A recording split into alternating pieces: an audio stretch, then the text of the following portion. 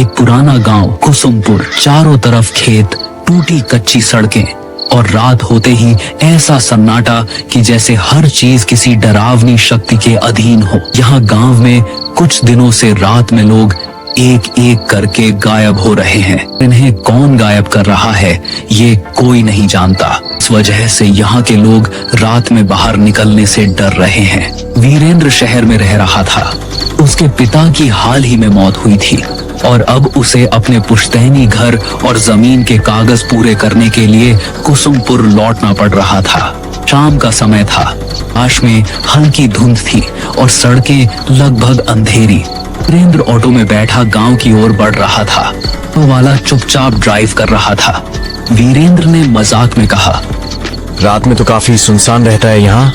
Auto वाला बस एक ही बात बोल पाया, कोशिश करना रात को बाहर मत जाना।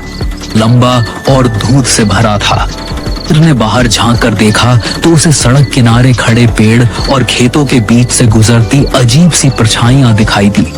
हवा से पेड़ों की शाखाएं जैसे फुसफुसा रही हों। वीरेंद्र ने खुद से कहा, शहर में रहकर ही अच्छा था।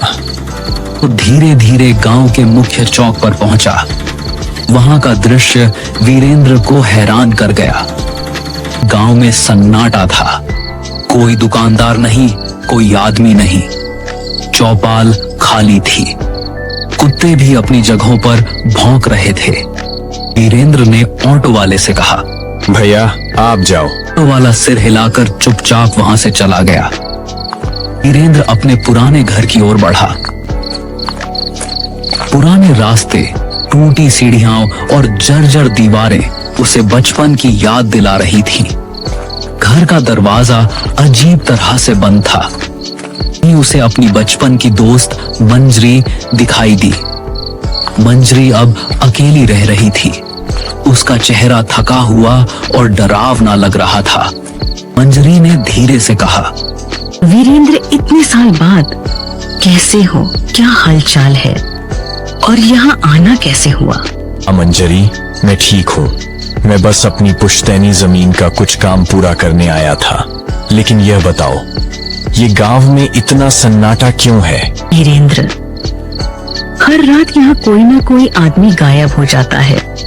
कोई आवाज नहीं, कोई निशान नहीं।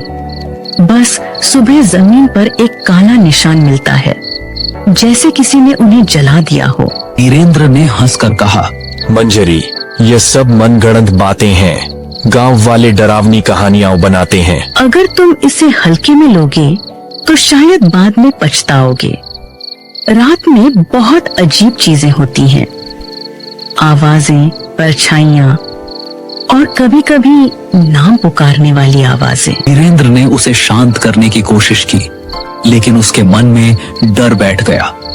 वह जानता था कि रात अब शुरू हो चुकी है और गांव का सन्नाटा धीरे धीरे उसे अपने घेरे में ले रहा है। रात गहरी होने लगी। वीरेंद्र घर के पुराने कमरे में बैठा, धुंध से ढकी खिड़कियों के बाहर झांक रहा था। हर खिड़की पर अजीब सी परछाइयां गुजर रही थी। कभी हवा में फुसफुसाहटें, कभी दीवारों के पीछे किसी का नाम पुकारना। वीरेंद्र ने सोचा, यह सब अजीब है, लेकिन उसके पास समय कम था। वो डरते डरते सोया। अगले दिन जमीन और घर के कागज कंप्लीट करने थे। वो धीरे धीरे गांव की गलियों में घूमना शुरू करता है। वहां हर घर का दरवाजा जल्दी बंद होता है। कोई बाहर नहीं दिखता। चौपाल बिल्कुल खाली। कुत्ते भी अजीब तरह से घूर रहे थे। वीरेंद्र ने महसूस किया कि जैसे हर कोई डर के साए में रह रहा हो। तभी उसे गांव का पुराना पंडित दिखाई दिया। पंडित बुजुर्ग और गंभीर थे। उनका चेहरा समय की मार झेल चुका था। पंडित ने वीरेंद्र को देखते ही गंभीर स्वर में कहा, वीरेंद्र, तुम यहाँ क्या करने आए हो? पिताजी के जमीन के कागज पूरे करने। लेकिन ये सब अजीब क्यों है? यह गांव शापित है और यह श्राप उसी जमीन से जुड़ा है जो तुम्हारे परिवार की थी। वीरेंद्र हैरान रह गया। उसने पूछा, कैसा श्राप? तुम्हारे दादा ने इस जमीन पर एक मंदिर गिरवाया था। उस मंदिर में एक रक्षक की आत्मा थी जो गांव की रक्षा करती थी। जब मंदिर टूट गया, आत्मा कैद हो गई। अब यह हर रात किसी इंसान की आत्मा खींचती है ताकि अपनी कैद से मुक्त हो सके। वीरेंद्र ने पंडित की बातों को बड़ी गौर से सुना, लेकिन उसके भीतर डर बैठ चुका था। वीरेंद्र ने पंडित की बातों को सोचते हुए रात बिताई।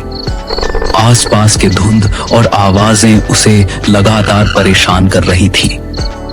दीवारों के पीछे फुसफुसाहटें, हवाओं में नाम पुकारने की आवाजें और खिड़कियों से गुजरती काले साए उसे मानसिक रूप से कमजोर कर रहे थे।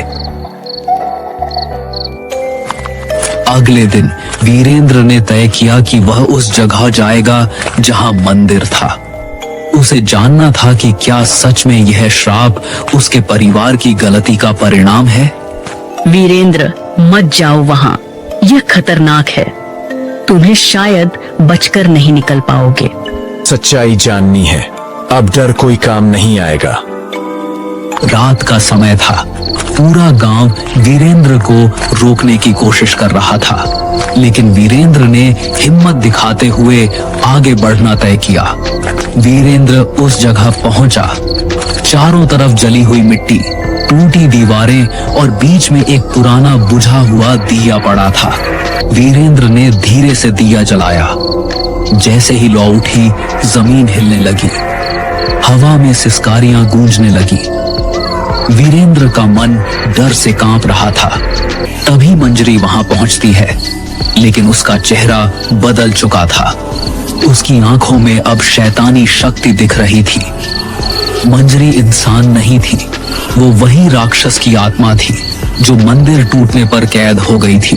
सालों से मंजरी गांव के लोगों को मार रही थी ताकि उन्हें अपने अंदर खींचकर श्राप से मुक्त हो सके। लेकिन अब वीरेंद्र के लौटने से उसकी कैद पूरी तरह टूटने वाली थी। मैं अब तुम्हें नहीं छोड़ूंगी। तुम्हें निगलने के बाद मैं इस श्राप से मुक्त हो जाऊंगी। नहीं, मुझे छोड़ दो।